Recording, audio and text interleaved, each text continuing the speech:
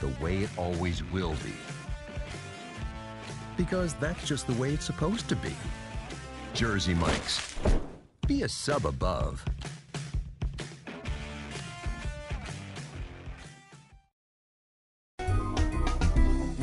Simply Gents, located in Marlton, New Jersey, takes care of all your grooming needs, including haircuts, straight razor shaves, massages, facials, manicures, pedicures, and waxing.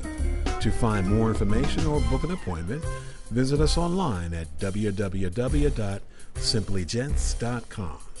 The secret weapon of a well-groomed man, Simply Gents.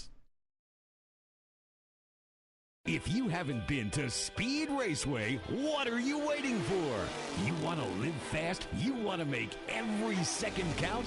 Then grab the family. Round up the guys. Speed Raceway is 100,000 square feet of excitement, whether you're a kid or a kid at heart. Speed Raceway is the place for endless fun all summer long. Log on to speedraceway.com or just get here now. When it's time for Jersey Mike's to make a really great sub, this is what we do. It's what we've been doing. It's what we've always done. It's what we'll always do. So what are you doing? Jersey Mike's. Be a sub above.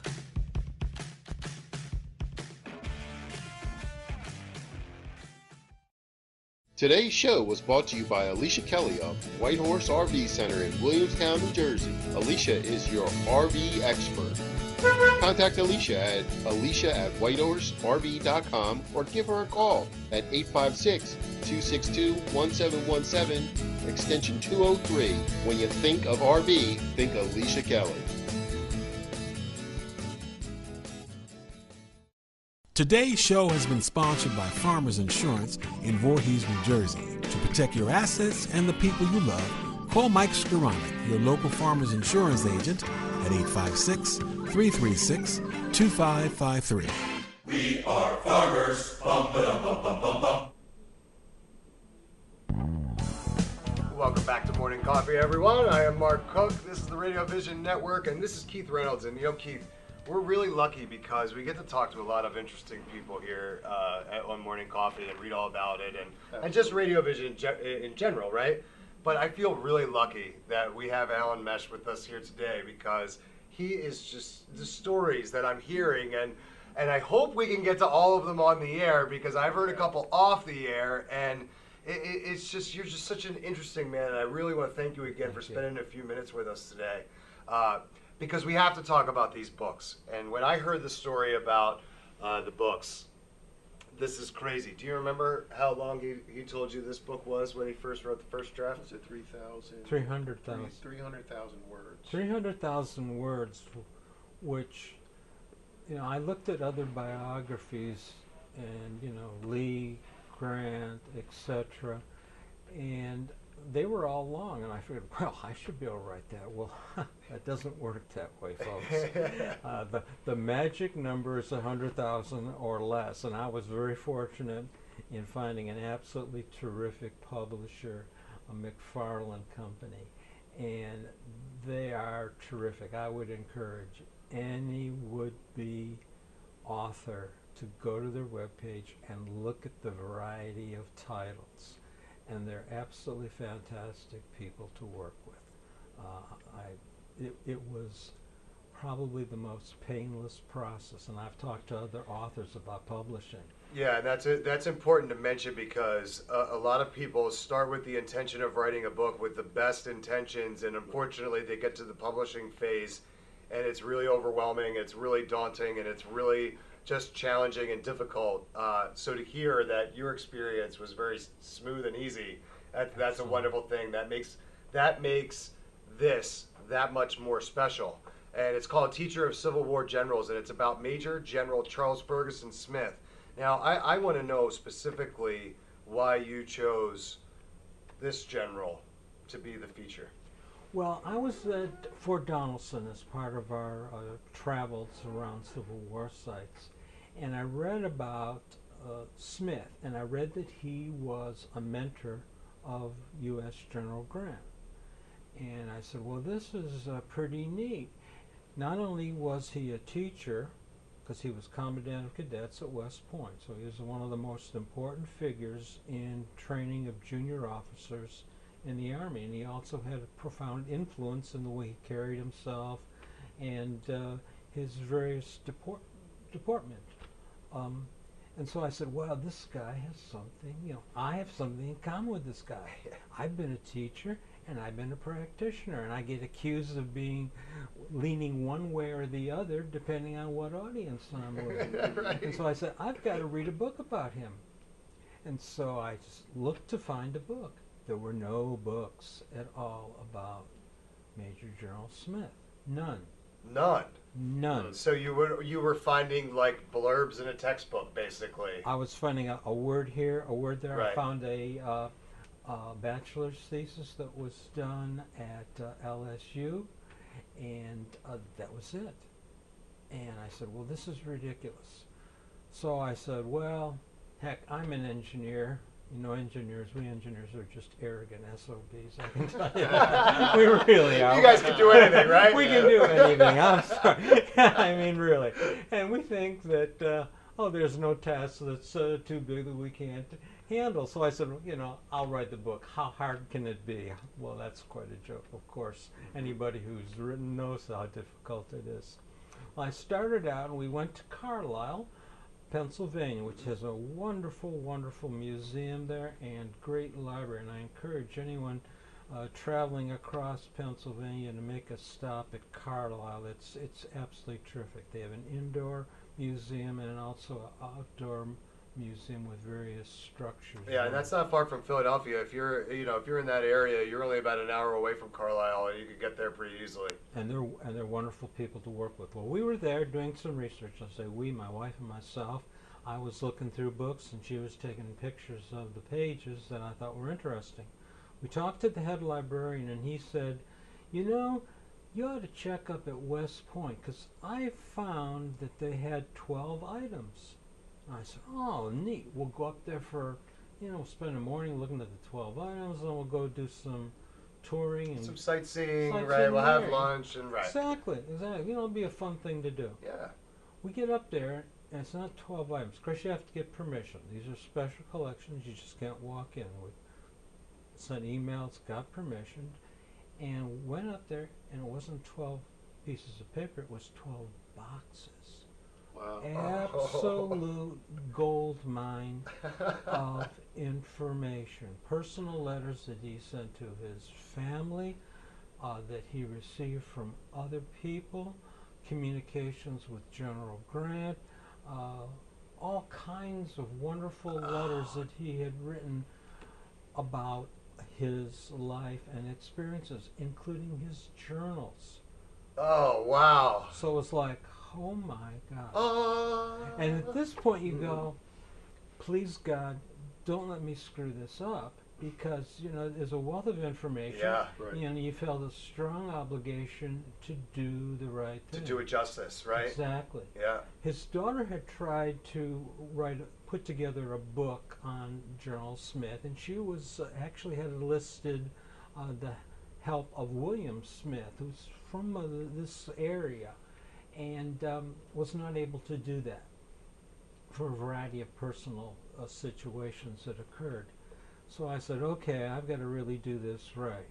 And over the course of writing it, I was going to write it as a novel, a buddy novel type of story. Right. And Ed Bowers, anyone who knows about the American Civil War knows that he's a historian emeritus with the National Park Service. He convinced me basically with a comment he made not to make it a fictional book, and so Right. it went right to the nonfiction treatment. And it just was, it was a labor of love. And the more we learned about Smith, the more we regard him not as some mystical figure, but as an affectionate uncle. A family man. A family man, and somebody who you would love like you loved a favorite uncle. Okay? Yeah. And so that, from that was like, oh wow, this is magical. And his story is magical. You can take away his Civil War experience and you can go from when he was a commandant and all the officers that he trained who were in the American Civil War, like 85 generals he personally trained. Wow. And from there you go to his experiences. Actually, he was called into the Philadelphia area to do some work at Frankfurt Armory. Then he went to the Mexican-American War. He was the hero of the Battle of Monterey and received a sword from the city of Philadelphia for that. Oh, that's great. We got a Philly connection with this guy. Oh, very definitely. Nice. I like that. You know that Frankfurt Armory, that's on Frankfurt Avenue. Right. Is it? I don't know. That was kind of a joke. I think there's something still there. He was from this area. When he was signing his oath of allegiance after receiving his promotion to brigadier general, he said that I am a proud Philadelphia, Pennsylvania resident, even though I haven't been there for virtually my whole life. I've been elsewhere. Nice. So this is funny, right? We talked about how the original draft of this book was 300,000 words. I don't want anyone to be intimidated because it's formatted very, very nicely. It's got a lot of text and information, but it also is amplified by some images and maps and all sorts of things. It's really a great book, and I want you to pick it up. Teacher of Civil War Generals by Alan Mesche. But talking about the draft of the 300,000 words, that might have something to do with this, which I want to tell you guys about coming up. We're going to take another break real quick. Okay. We'll hang through it, and then we will be right back here on Read All About It on the Radio Vision Network. Stay right there. Today's show is sponsored by Hargrove Demolition, your demolition experts. Hargrove is a family-owned and operated business right here in the southern New Jersey area, bringing you 45 years of demolition expertise. Hargrove has all your demolition needs, from emergency demolition service to demolition equipment rental. Hargrove is one of the state-approved recycling facilities right here in the southern New Jersey area. No job is too big or too small for Hargrove Demolition. Contact them today at one of their 3 locations. When it's time for Jersey Mike's to give a sub some sizzle, this is the way.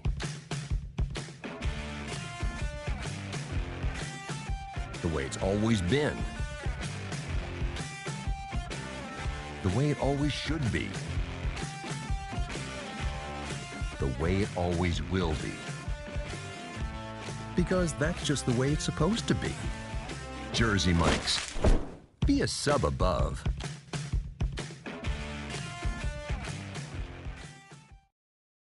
If you haven't been to Speed Raceway, what are you waiting for? You want to live fast? You want to make every second count? Then grab the family. Round up the guys. Speed Raceway is 100,000 square feet of excitement, whether you're a kid or a kid at heart. Speed Raceway is the place for endless fun all summer long. Log on to speedraceway.com or just get here now.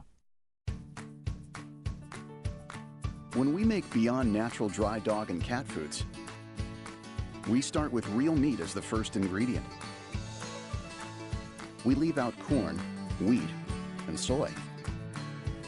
And we own where our dry food is made. 100%. Can other brands say all that? For nutrition you can trust and your pet will enjoy. Does your food go beyond? Learn more at purinabeyond.com. Extra Innings is the nation's premier indoor baseball and softball training center, featuring indoor batting cages, 7 multi-use tunnels, and training rooms. Extra Innings can provide professional instruction, private and group lessons, and the best year-round clinics. Along with a nationally recognized pro shop that features the latest and widest selection of equipment and apparel, our experienced staff can provide you with the right instruction and help you find the best equipment for your ability and budget.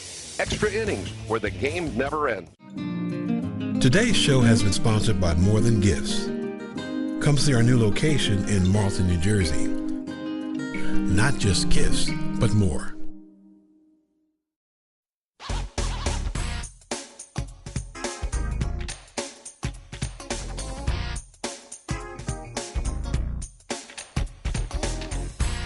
Welcome back to Morning Coffee on the Radio Vision Network. I'm like talking a mile a minute off the air. I almost screwed up that break coming back.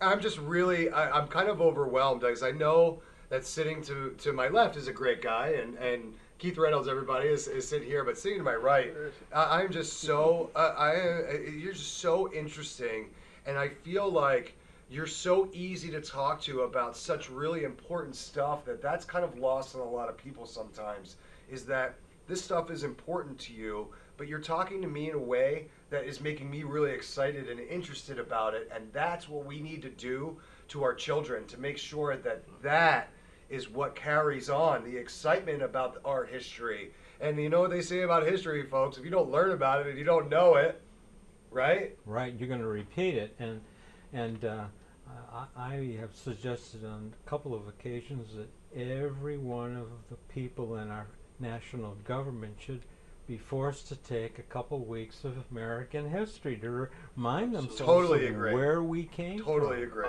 It's the least they could do. Absolutely. And you know what? I think it's the biggest problem facing us in today's world is we don't know our history. Exactly right. We really don't. Exactly right. I get questions even from my own grandchildren about that very issue. You know, I think that if you can bring history to life, and I was at the GAR Museum, the Grand Army of the Republic Museum in Philadelphia last Sunday, and a gentleman came up and he said, you know, I've attended some of these meetings. I wasn't really very interested in the Civil War, but after hearing your talk, I really got interested and excited about it. That's the nicest thing you can say. That feel great, right? Any author, any speaker. Well, we talked a little bit about the first book, and from that, I had all these wonderful stories, and I really didn't have room in the first book, Teachers Civil War Journals, to do it. Well, let's tell them what happened, okay? So I said, you know, what am I going to do? I didn't think anybody would be interested in publishing a smaller book, because it's not really a novel-sized book or a nonfiction book. It's under 100,000 words, but the stories were wonderful. And so I said, okay, I'm going to take the letters that he wrote to his daughter, Fanny, and put them into a book with a little bit of, you know, scene setting as you went through it. And they start when Smith is about to go on an expedition to the Red River of the North up in Minnesota and cross over all of these rivers and build bridges and then undergo some real hardships. Uncharted territory. Oh yes, absolutely. And the letters continued through a part of American history that very few people know about, and that's the Mormon Campaign or Mormon War, where the U.S. sent soldiers to kind of put down a quasi-rebellion in the Utah Territory and install federal officials. There were no shots fired. Nobody was killed. That's why we didn't learn about it. That's why. Maybe that's why you didn't learn about it. Exactly. And the stories that he tells about that, and the feelings that he shares with his daughter about what was going on in the war, and also the descriptions of the people that he saw. Very, very interesting. But even as he's telling these stories, as a father would relate to a child, he's also giving her advice. And he's saying, I want you to take French. And then she's taking French, and he says, now, try writing me a letter in French, you know? Parlez-vous français? Obviously, he knew French because he had to take it when he was at West Point, because all the military books were in French. So he was quite fluent in French, unlike General Grant, who had a terrible time with French. And so he writes these very warm, endearing letters to her. And then after those letters are concluded, after his premature death, after Smith's premature death, before the Battle of Shiloh, after the Battle of Shiloh, he was not able to fight in the Battle of Shiloh. She tried to get this book published, and or a story written about him, and was unable to do so. But I traced her family and a little bit about her family's history, and her son and the son of another son of Smith's son, Alan Smith, spelled the same way as my name is. That's another reason I got kind of intrigued. Well, there's an Alan Smith. How weird is that coincidence? Yeah. And it was really fascinating.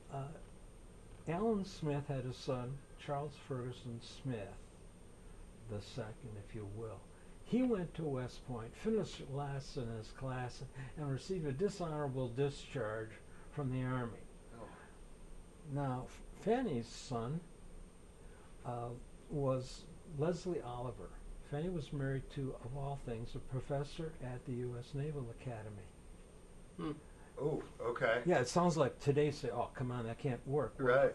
Not in those times. They were all friends, okay? And there were, Smith had a lot of in-laws who were in the U.S. Navy. Well, he became an architect and a very, very successful at that. Was in New York, designed several of the buildings there. And so you had this difference between two family members, one who was extremely successful and one who didn't follow in his grandfather's steps as a military man. Yeah. But the stories are just, they're Well, just wonderful. It's so cool, right? So what happened is that Alan wrote this book, The Teacher of the Civil War Generals. It was 300,000 words. The publisher looked at it and he was like, "Alan, you're killing me here. There's no way I'm going to be able to write a book this long. You've got to cut it." And what happened is as you're cutting, you realize that there was a common theme for what you had to kind of take out of this story, and what you had was this.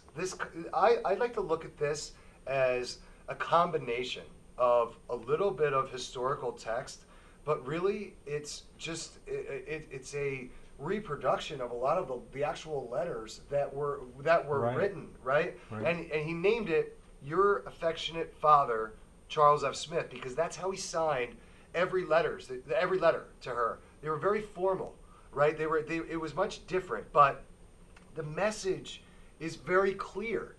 This guy, this very high level major general, right, was a father first.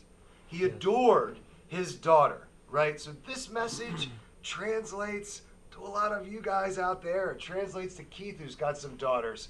It translates to you, right? Exactly. Who's a father himself, now a grandfather. And I think that even if you're remotely interested in the Civil War, you should get this book because you're going to understand more about the family values and the bonds that were existing hundreds of years ago that have paved the way for your relationship with your daughter. So go to Amazon right now and buy this book. How was that? That was pretty good. Now, if you like, I dedicated the book to my daughter in keeping with your theme, and I wrote in a dedication letter to her, and of course I signed it, "Your affectionate father, Alan H. Mesche." Yeah, it's so nice because I like when there is personability. Is that a word? Personability, and not personality. That's different when you're talking about historical text.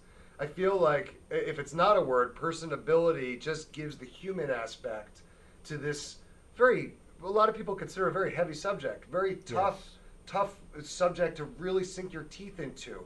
But this gives me the human side, the real side, right? Exactly. I know that personability is not a word. I tried to make it up. I'm gonna talk to Webster's next year to see if I can get it in. There's nothing worse when you're talking to a very smart, intellectual individual and you're saying things that don't make any sense and you're making up words. You really feel like a dumb guy. If the bow tie didn't do it, that just did it. Believe me.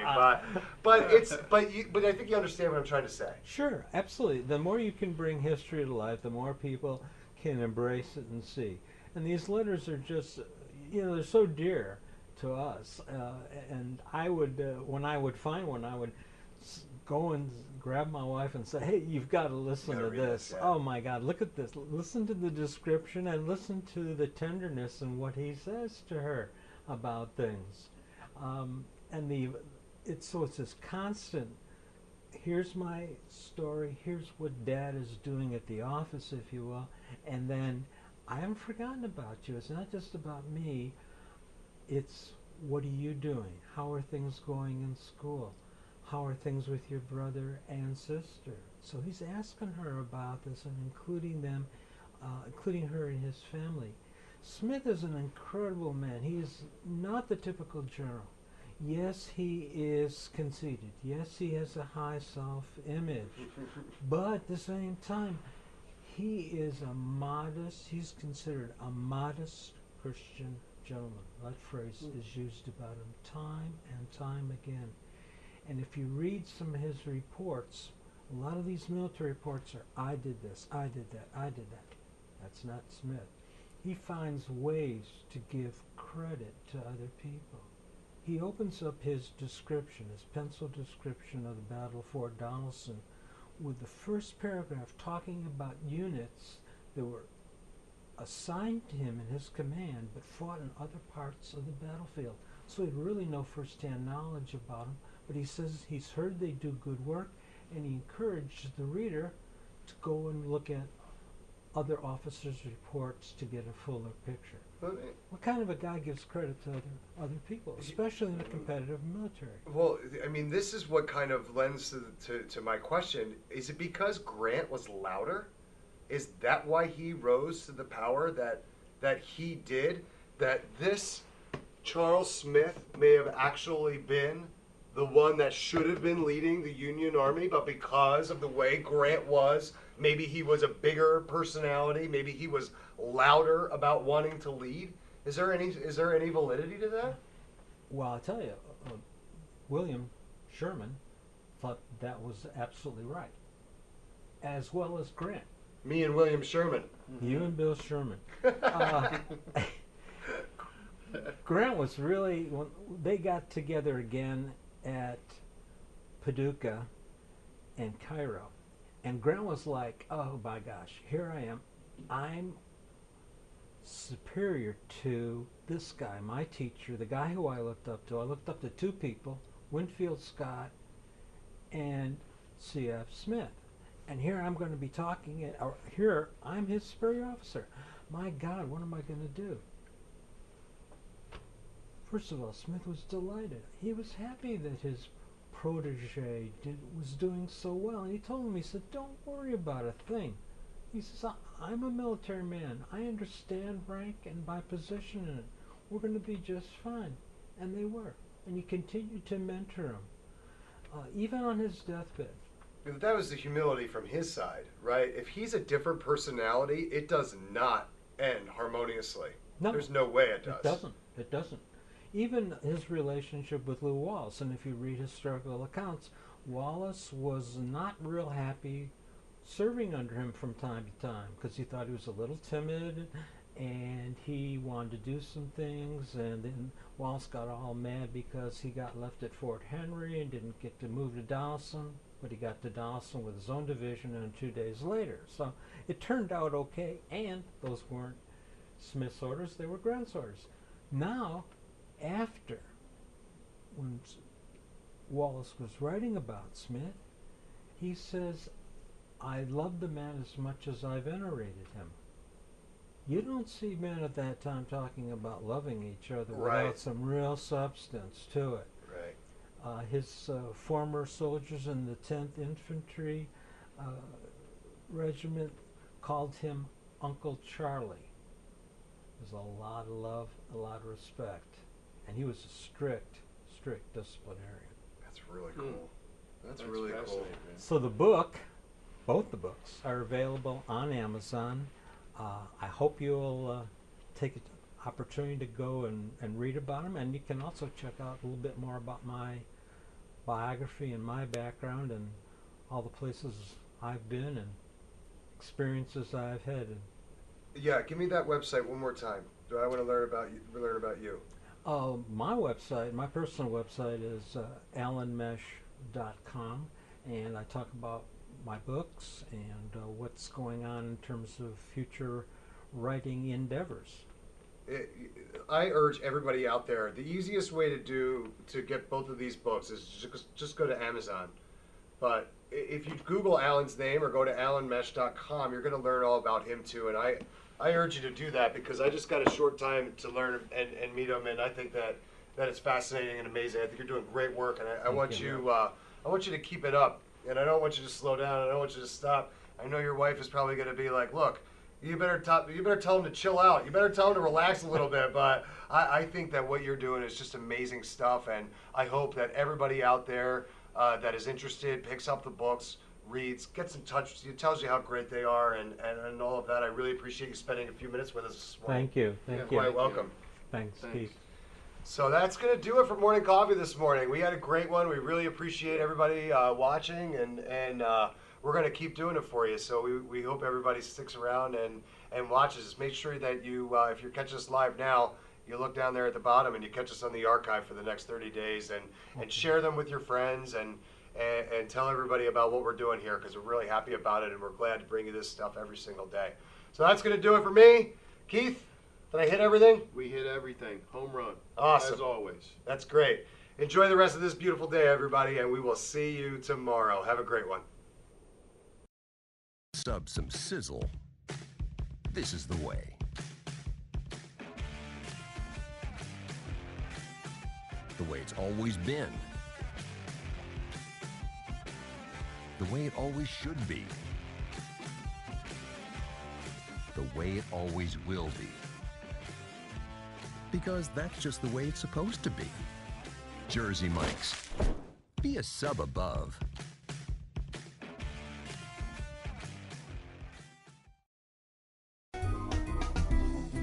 Simply Gents, located in Marlton, New Jersey, takes care of all your grooming needs, including haircuts, straight razor shaves, massages, facial, manicures, pedicures, and waxing. To find more information or book an appointment, visit us online at www.simplygents.com. The secret weapon of a well-groomed man, Simply Gents.